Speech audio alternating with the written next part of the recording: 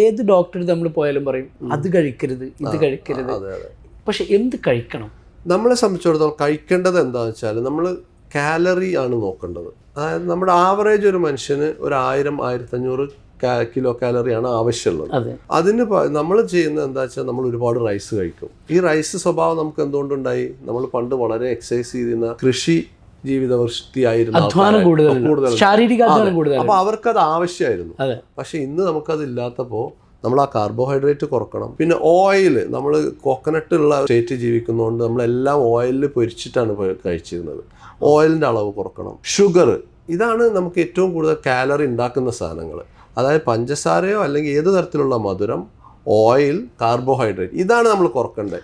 അല്ലാതെ non veg കഴിച്ചോ veg കഴിച്ചോ അവിടെ അല്ല വ്യത്യാസം. ശരിക്കും പറഞ്ഞാൽ ഇന്റർവൽ ഓഫ് ഫുഡ് കഴിക്കുന്ന ഒരു periods and the time and the ക്വാണ്ടിറ്റിയാണ് ഏറ്റവും ഇമ്പോർട്ടൻറ്റ് ക്വാണ്ടിറ്റിയാണ്.